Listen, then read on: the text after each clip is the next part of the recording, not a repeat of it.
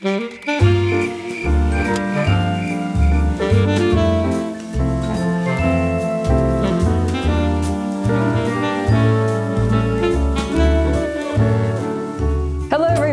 back to the channel. It's Lynn again, and today we are tackling my office, which for the longest time has been more of a storage room because as I've unpacked and tried to organize the rest of my apartment, everything that I can't figure out or don't have a place for in other rooms just came into here. I'm finally going to organize everything so it's functional. I did do some light cleaning and decluttering behind the scenes, so there's a little bit more floor space for me to walk around now. I got two industrial shelves in a green and blue color that are perfect for my color palette. I need to organize them. I have my art supplies put into bins and boxes. But the thing I want to address first are my floating modular shelves. I've been stuck on how to style them, and I think the answer is less is more.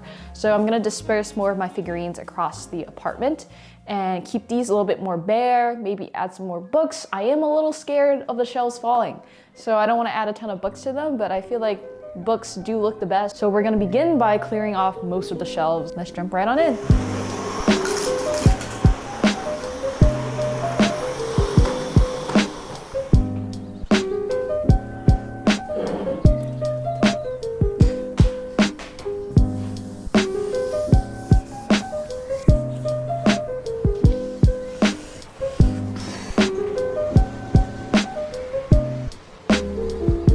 Look at me.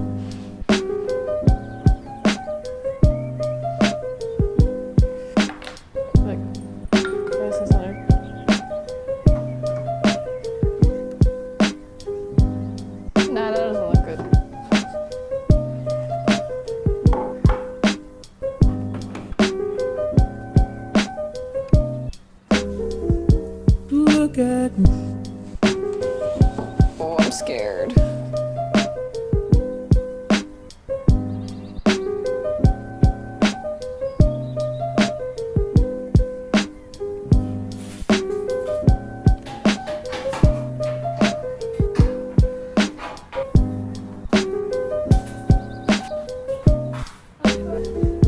Look at me.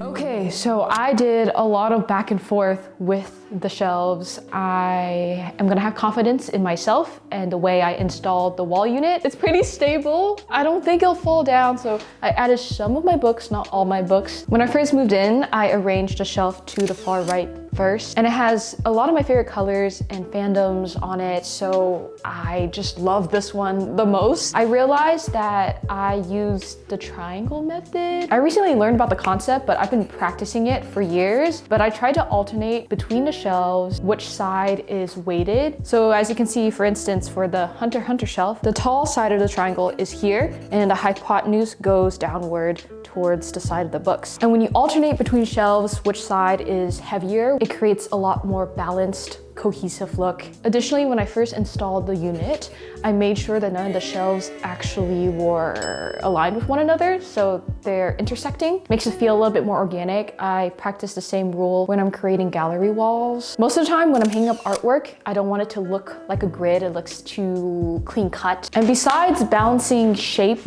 and weight, I also tried to balance color. The middle shelf is quite literally the middle ground of these two shelves. This side is a lot more colorful. It has a lot more blues and punchy yellow colors. This side is a little bit more earthy. And then this is true neutral. So if this was an alignment chart, this side would be lawful, this would be neutral, and this would be chaotic.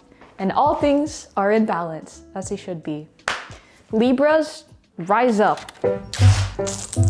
Oh God.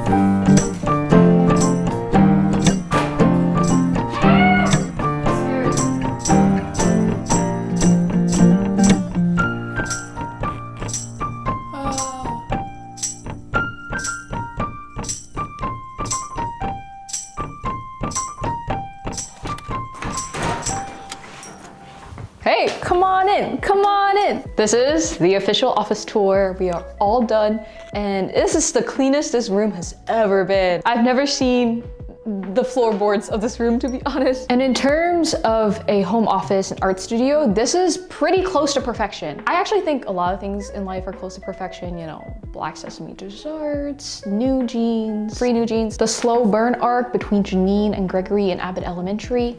But whatever childhood dream I had, I think I can say I achieved it.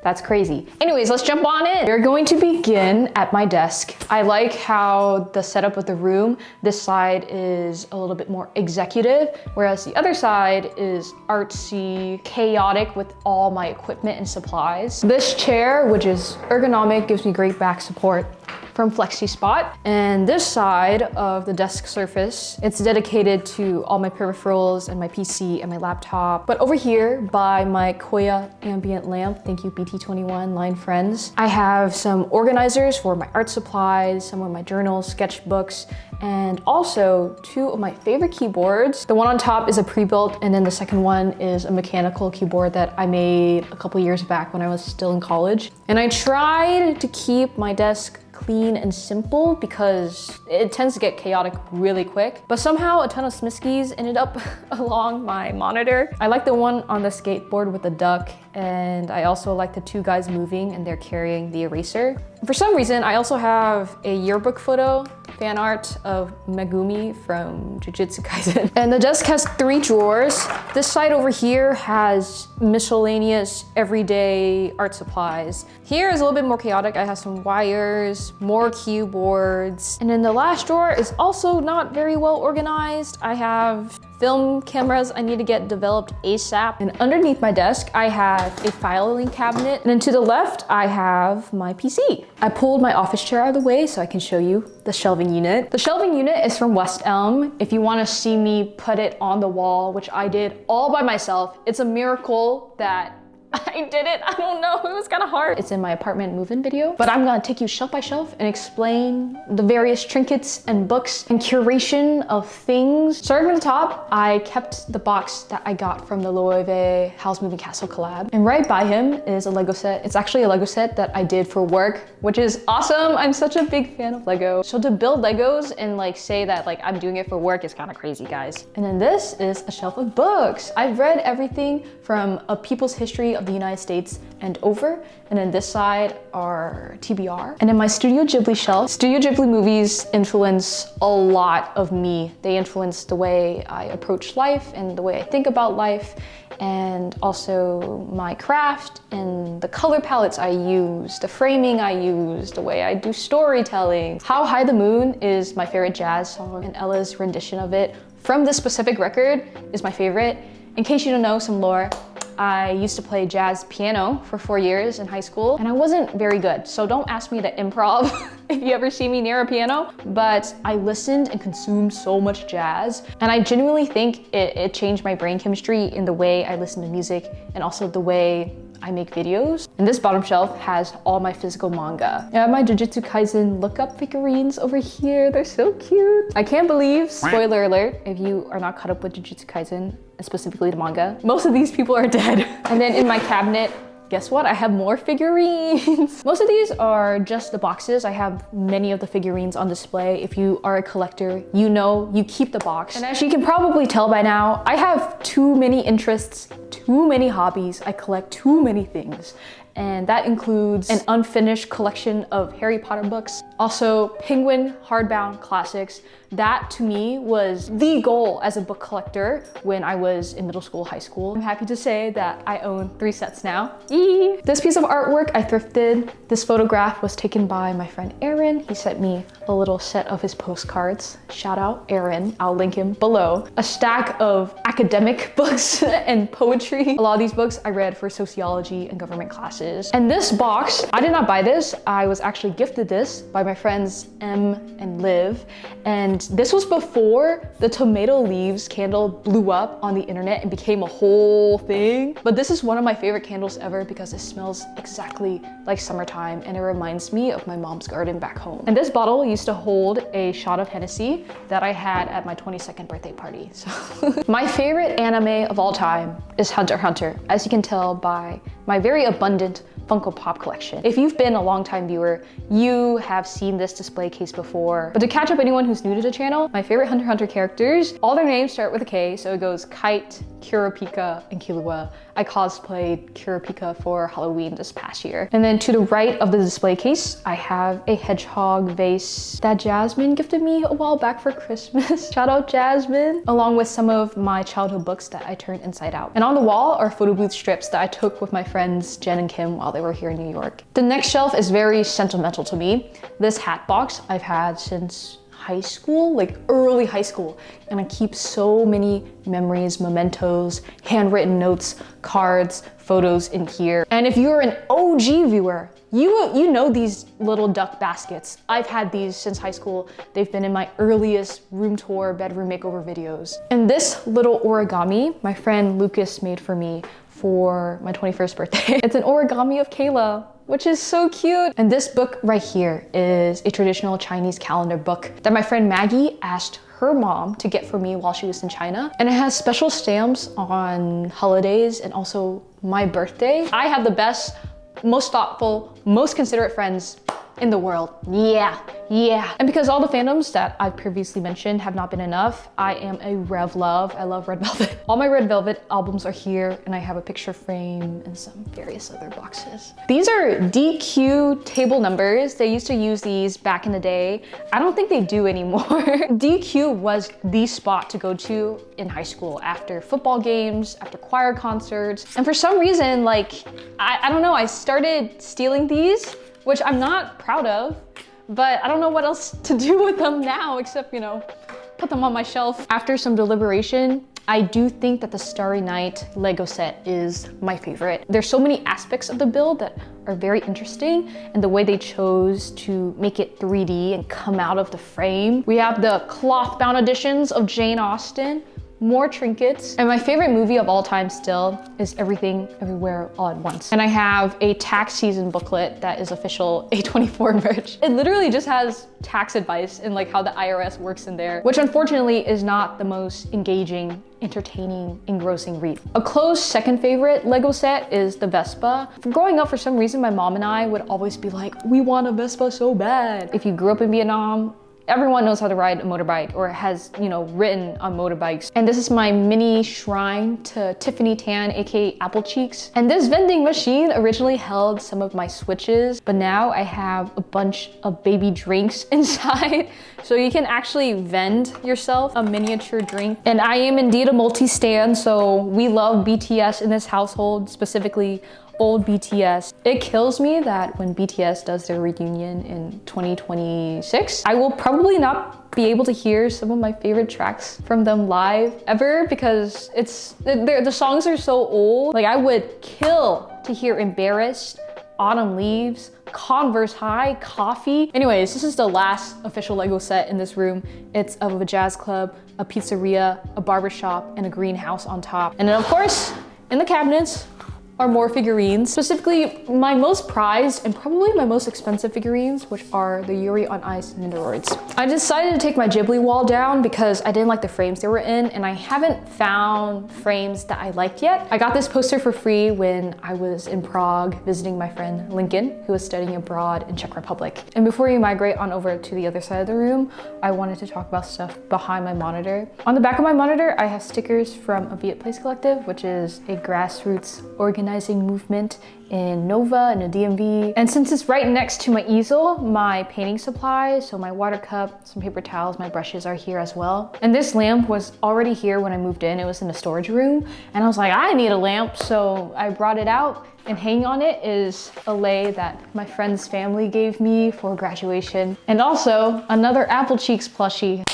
Tiffany tan, I'm still your biggest fan. In this video, I finally decided to stop painting on my coffee table. This is a painting I'm working on for my friend Lincoln. And Lincoln, if you're watching this, I literally told you not to. So shame, unless you've already received this present.